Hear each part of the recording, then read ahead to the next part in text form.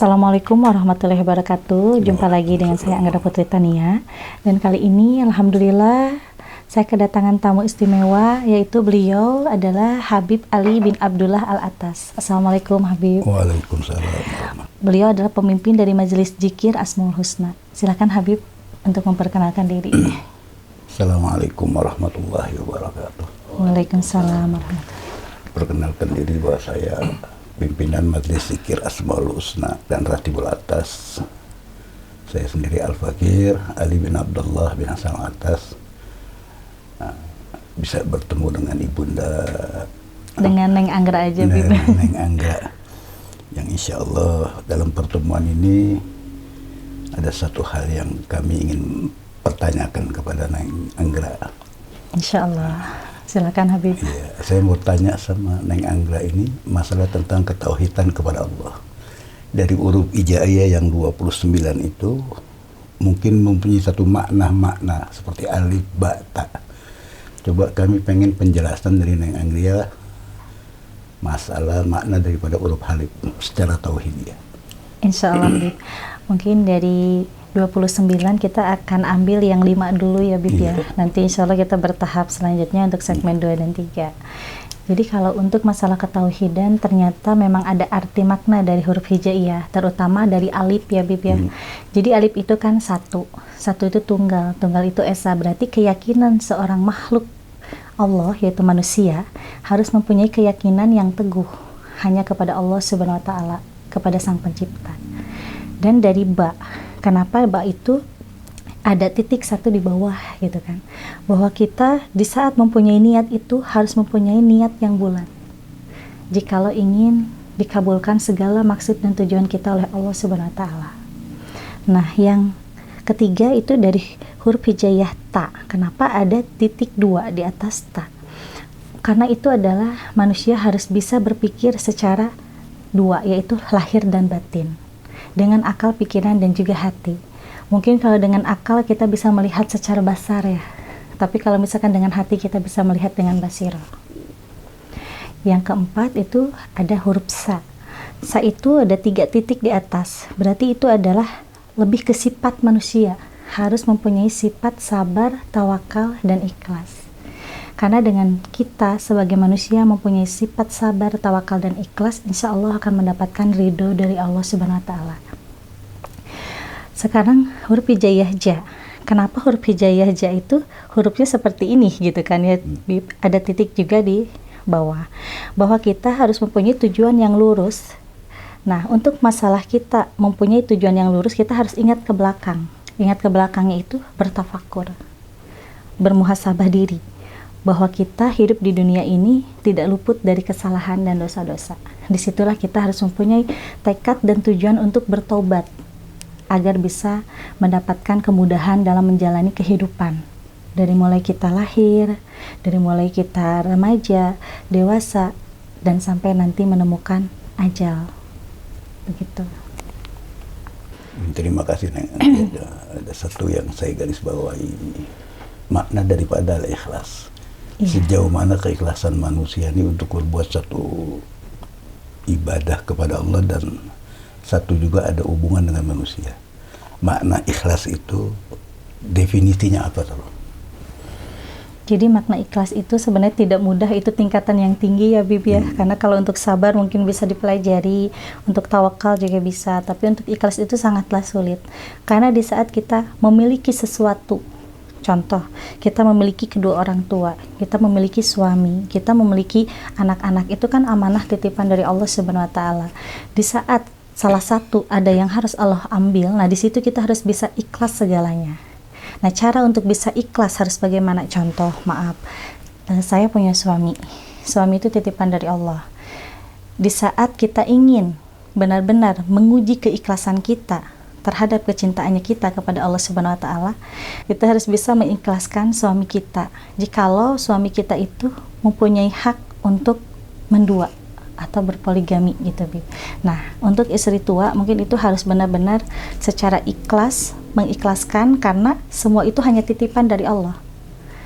Disitulah tidak boleh ada rasa cemburu, tidak boleh ada rasa marah, Karena yang namanya titipan dari Allah itu kita harus ikhlas menerimanya. Mungkin hanya untuk dipoligami gitu kan, kita harus ikhlas. Apalagi kalau misalkan udah diambil nyawanya oleh Allah.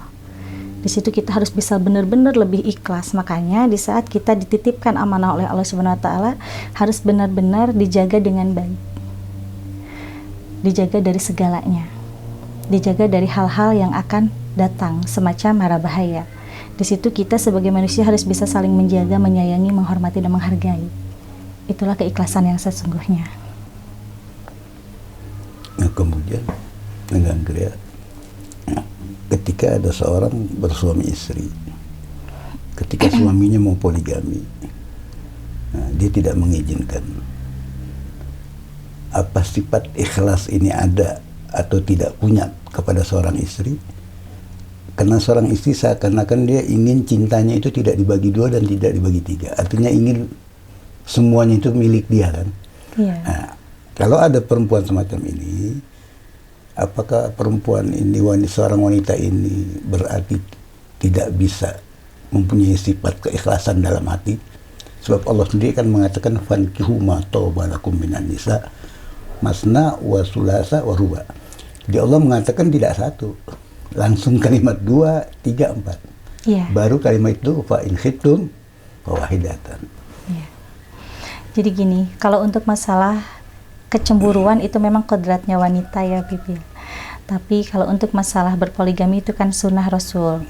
Nah, di situ di saat seorang suami yang ingin berpoligami, itu alangkah lebih baiknya memang harus meminta izin dulu kepada istri pertama. Seandainya tidak meminta izin pun juga tidak jadi masalah, asalkan tujuan kita berpoligami itu ikhlas karena Allah dan menolong. Karena kita berpoligami juga ada caranya yang benar-benar menjadi ibadah itu seperti apa. Nah, kenapa kok kita nggak boleh bilang sama istri kalau kita mau poligami? Karena kita tahu sebagai suami bahwa istri kita tidak akan menerima.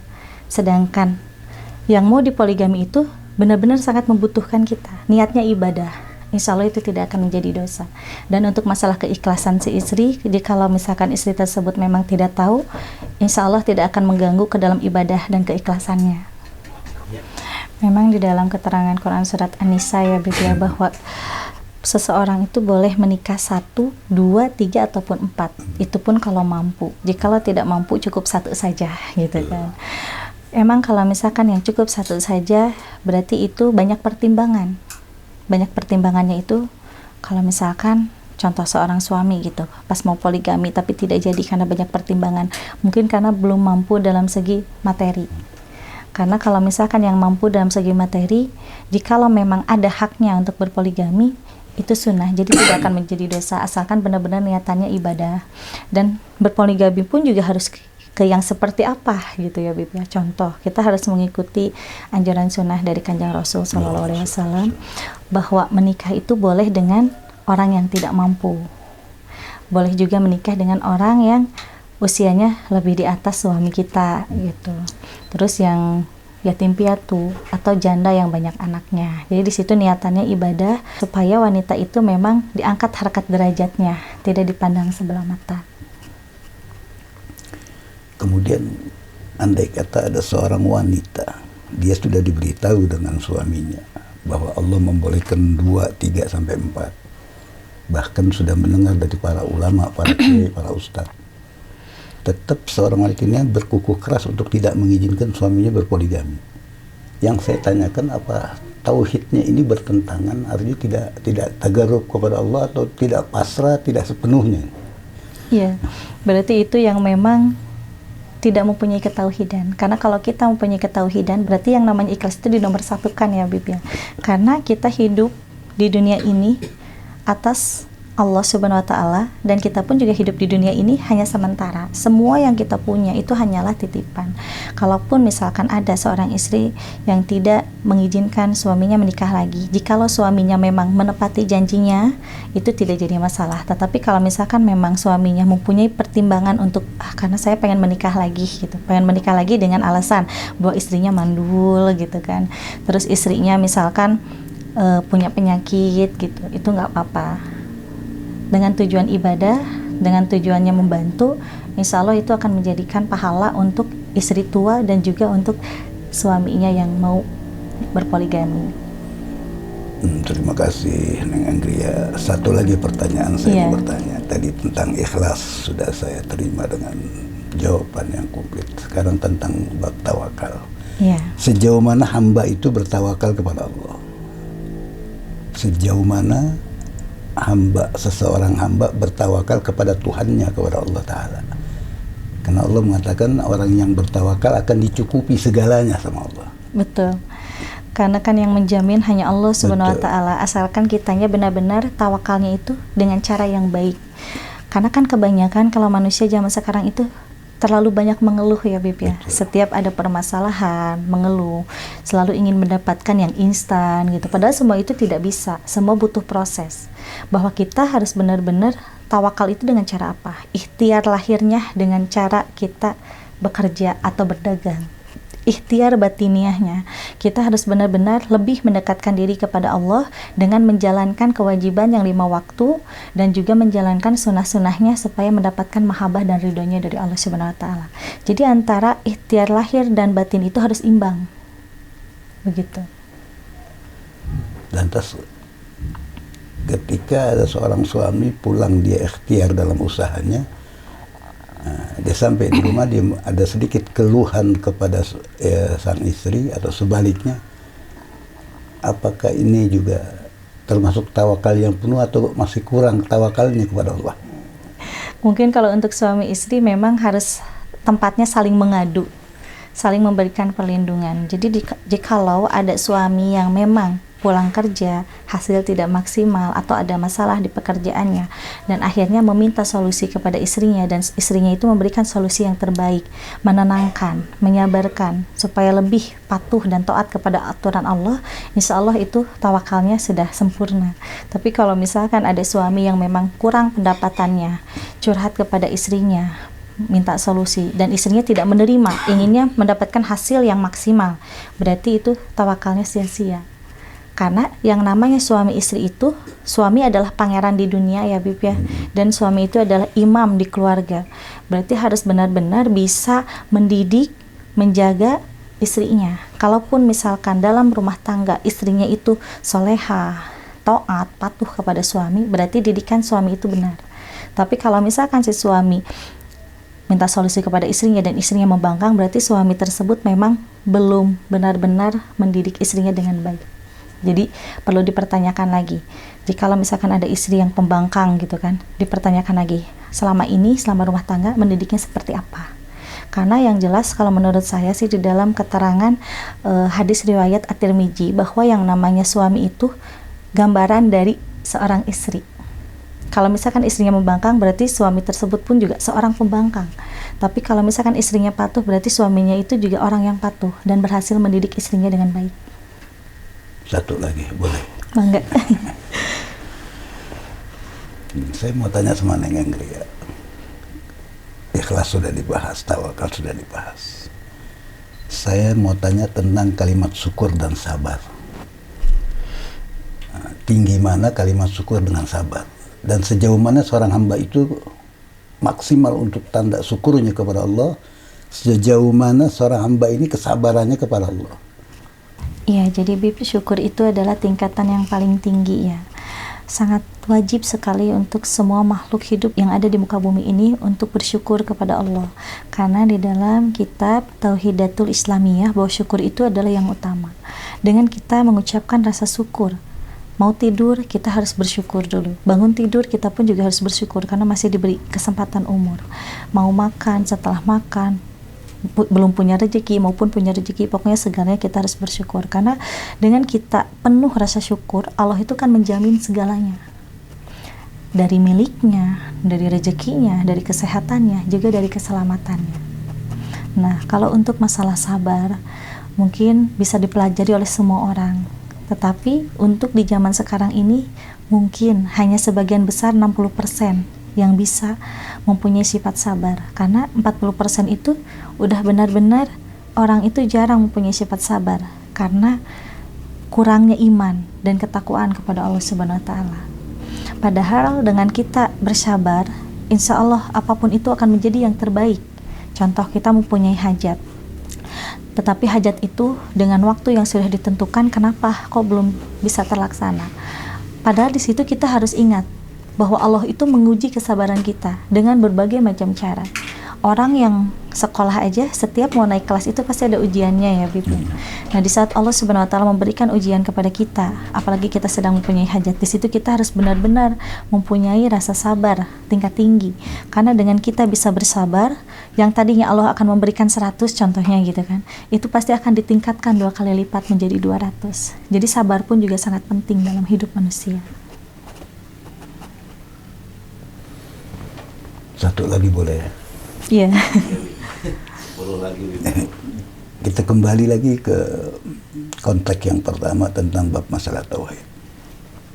Nah, yang saya mau pertanyakan, ketika Allah membuat atau membentuk manusia di janin seorang ibu itu malaikat diperintahkan wa yursalu ilaihil malak wa yuktabu bi arba'ati kalimat. Di antaranya itu kan rizki, jodoh, dan kematian, semuanya sudah maktub indallah. Nah, ketika pada saat ruh dimasukkan kepada seorang hamba, di sini sudah Allah mengatakan alastu bi rabbikum. Kita jawab qalu bala syahidna. Nah, yang jadi pertanyaan saya, ketika itu siapa saksi yang menjadikan ketika kita bersyahadat di janin seorang ibu? Jadi kalau untuk masalah itu kita kembali ke bapaknya roh, yaitu Nur Muhammad ya, Bib. Jadi di saat janin dimasukkan ke dalam perut atau rahim ibu, di usia 2 bulan itu sudah diberikan nyawa. Dan di saat menjawab qalu bala, bahwa di alam malakut itu sudah berkumpul ya ruh-ruh manusia, dan di situ pun juga yang namanya takdir hanyalah kematian. Jodoh memang sudah ada tertulis di dalam Lauhul Mahfud, rezeki juga sama, tetapi dikembalikan lagi kepada diri kitanya sendiri. Nah, yang menjadi saksi ketika di alam rahim bahwa itu adalah malaikat Jibril alaihissalam, dan yang bertanya, kalau Sundanya itu yang menakoni ya, yang menakoni janin di dalam rahim ibu adalah malaikat Israil alaihissalam. Jadi di situ janin di saat diberi nyawa oleh Allah Subhanahu wa taala, di situ langsung bersahadat dan disaksikan oleh kedua malaikat, yaitu malaikat Jibril alaihissalam dan malaikat Israil alaihissalam. Dan malaikat Israil langsung di situ menakoni janin tersebut. Dan sebenarnya di saat malaikat Israil berbicara dengan janin, itu sudah dikasih tahu yang sebenarnya dan yang sejatinya, bahwa nanti akan meninggal pada tanggal, hari, bulan, dan tahun sekian. Sebenarnya seperti itu. Dan nanti jodoh Anda yang sejati, contohnya gitu, kepada rahim, kepada janin maksudnya. Dan nanti jodoh Anda yang sejati adalah ini, dari daerah ini, usianya segini. Dari rezeki pun juga sama. Nanti rezeki kamu akan seperti ini, tapi dikembalikan lagi setelah manusia itu lahir di rahim ibu. Di saat lahir ke muka bumi ini, di situ menjadi pilihan untuk masalah yang 2 hal, masalah jodoh dan juga rezeki. Kalau takdir itu hanya kematian, tidak akan pernah ada siapapun yang bisa menentang takdir ya, karena hanya Allah Subhanahu wa taala yang mengetahui kematian. Dan untuk jodoh pun juga kadang kita bertemu dulu dengan jodoh sementara, karena itu sesuai dengan pilihan kita sebagai manusia. Makanya kita perlu yang dinamakan istikharah, karena itu untuk menemukan jawaban yang sebenarnya dari Allah, jawaban yang baik. Kenapa seorang manusia banyak sekali yang mengeluh dengan masalah rumah tangga, banyak juga yang mengeluh dalam segi masalah rezeki, karena itu kurang matang dalam ibadahnya. Karena setiap sesuatu yang akan kita lakukan, alangkah lebih baiknya memang kita harus beristikharah dulu agar menemukan jawaban yang tepat. Karena istikharah itu kan di saat kita mendapatkan petunjuk dalam mimpi ya, Bib, itu kan datangnya langsung dari Allah Subhanahu wa taala. Beda halnya dengan mimpi yang buruk. Karena kalau mimpi buruk itu kan datangnya dari setan atau dari pikiran kita. Seperti itu. Iya, saya kira cukup sekian. Terima kasih banyak Brenda Inggra. Iya, sama-sama, Bib. Cukup puas dan gamblang. Terima kasih Nina ya. Iya, Assalamualaikum sama-sama. warahmatullahi wabarakatuh. Waalaikumsalam warahmatullahi wabarakatuh.